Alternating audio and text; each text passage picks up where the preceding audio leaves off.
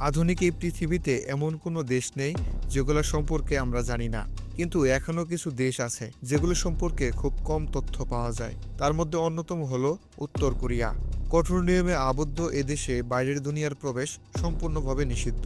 মানুষকে রাখা হয় কড়া শাসনের মধ্যে, আর সরকার যা চায় কেবল সেটাই প্রকাশিত হয়। ট্রেন্ডি টাইমের এই পর্বে আমরা জানব উত্তর কোরিয়ার একান্ত গোপন কিছু অজানা তথ্য সম্পর্কে। তবে তার আগে অনুরোধ থাকবে, আপনি যদি এই চ্যানেলে নতুন হয়ে থাকেন তবে সাবস্ক্রাইব করে বেল আইকনটি ক্লিক করুন। উত্তর কোরিয়া দেশটি কোরিয়ান উপদ্বীপের উত্তর অংশে অবস্থিত। এটি একমাত্র দেশ যেখানে একই পরিবারের ৩ প্রজন্ম ধরে একনায়কতন্ত্র চলছে।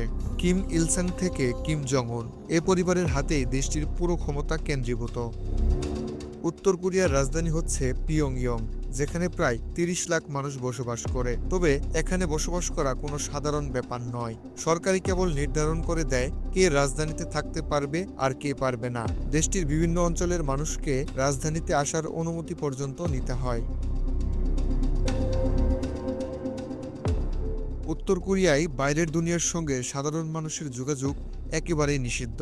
এই দেশে কোনো স্বাধীন সংবাদ মাধ্যম নেই, ইন্টারনেট ব্যবহার করা যায় না, এমনকি বিদেশিদের সঙ্গে সাধারণ নাগরিকদের কথা বলা পর্যন্তও নিষিদ্ধ।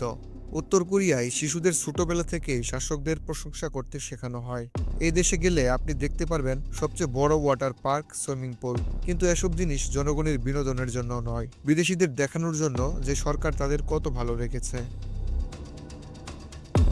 উত্তর কোরিয়ার ১.৩ মিলিয়ন সৈন্য রয়েছে, যা বিশ্বের চতুর্থ বৃহত্তম সেনাবাহিনী।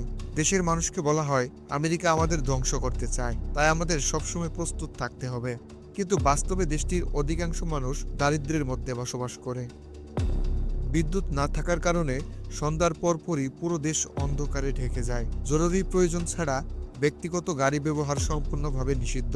সরকারি সুপারমার্কেটে পণ্য পাওয়া গেলেও দাম এত বেশি যে সাধারণ নাগরিকদের পক্ষে তা কেনা একেবারে অসম্ভব।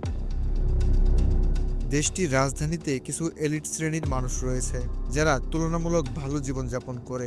তাদের জন্য বিশেষ অ্যাপার্টমেন্ট, আধুনিক ব্যায়ামাগার ও রেস্টুরেন্ট রয়েছে। তবে এটি দেশের মাত্র ২-৫% মানুষের জন্যই সংরক্ষিত। উত্তর কোরিয়ায় বাড়ি থেকে শুরু করে শিক্ষা, এমনকি চুলের স্টাইল পর্যন্ত সরকার নির্ধারণ করে দেয়। নারীদের জন্য ১৮টি এবং পুরুষদের জন্য 10টি চুলের কাট অনুমোদিত।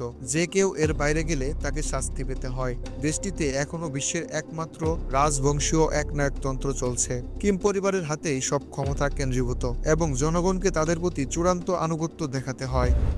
উত্তর কোরিয়ায় গণতন্ত্র নেই, মত প্রকাশের স্বাধীনতা নেই, বাইরের পৃথিবীর বাস্তবতা জানার সুযোগ নেই। এখানে শুধু একটি নিয়মই চলে, শাসকের কথা মানো, নাইলে শাস্তি ভোগ করো। এই ধরনের আরও রহস্যময় তথ্য নির্ভর ভিডিও পেতে ট্রেন্ডি টাইম বিডি চ্যানেলটি সাবস্ক্রাইব করুন। আপনার মতামত কমেন্টে জানান আর ভিডিওটি শেয়ার করতে ভুলবেন না।